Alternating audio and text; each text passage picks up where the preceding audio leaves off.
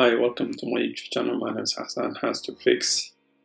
Today's video is about which PS5 you should choose. The PS5 comes with DualSense controller, display stand, HDMI cable and a USB charging cable, obviously the AC power cable.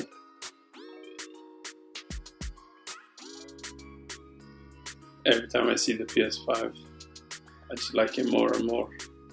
We just have to get used to it. If you're a Sony fan, which console is better for you? The PS5 Standard or PS5 Digital Edition? So stay tuned to the end of the video. I'm going to break it down for you guys. What are the major differences between the Standard PS5 and the PS5 Digital Edition? The aspect for the Standard PS5 and Digital Edition are the same. No matter which console version you choose, you'll get the same fast SSD, the same quality graphic and more. There are about 3 major differences between the two consoles. A disk drive.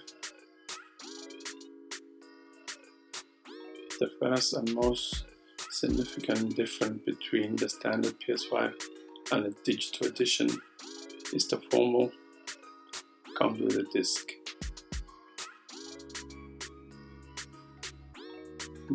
The digital version of the PS5 is 100% digital, meaning it won't be compatible at all with games that comes on a disc. In order to play a game on a PS5 Digital Edition, you'll have to download the games online and store them directly into your console. Design. The design of the two consoles different, of course, because of the disk drive. The disk version of the PS5 will have a slightly bulky at the bottom, where the hardware disk drive sits. Because of the digital version lacks of the disk drive, its design is a lot slimmer. Which PS5 console should you buy? No matter how much you look at the debate between the Standard PS5 and Digital Edition, both options are fantastic and will be available in stores November the 12th. Take a look why each console would be a good option and then decide from there which one suits you best. Should you buy a Standard PS5? If you love to collect disc copies of your favorite games, you're probably going to want the Standard PS5. Or if you mainly purchase disc version of PS4 games and you're not planning to keep your PS4 console, you'll probably want the disc version of the PS5. Otherwise, you'll be losing out all your money you spend on those games because the disc won't be compatible with the PS5 Digital Edition. The Standard PS5 is most likely going to cost a little bit more. But if you, like me, and you're not ready to get rid of your physical collection just yet, the extra money is worth it.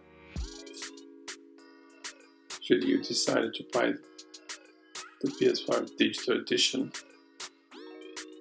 The PS5 Digital Edition, if you know you're going to buy digital copies of your games, is probably going to be the cheapest of the two consoles, about £90. So if you're planning on only buying digital copies of your games, why not go with the cheapest option? Price. The Standard PS5 is £449, while the digital version is £359.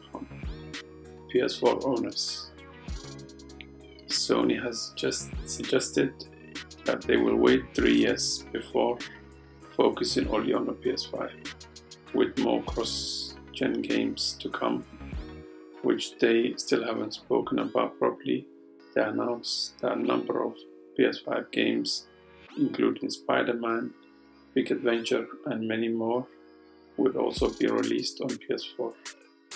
If you haven't subscribed yet, subscribe now and hit the notification button. If you own a PS4 or you bought digital copies of games on the console, Sony has confirmed that you'll be able to transfer those digital copies into your PS5 digital edition. Depending on how much games you have, rather than how much games you downloaded, you might fill up the 825GB SSD in no time. You will need to add an extra SSD that's been certified by Sony, but I'm not sure how much they're going for. That is, of course, if you need an extra storage. If you have great internet speed and you already budget digital games, PS5 Digital is a great option for you. I hope the information I collect for you guys helps you decide which console to go for, and thank you for the support. If you're new to my channel, please subscribe and hit the notification button so you don't miss any of my new videos. Thank you.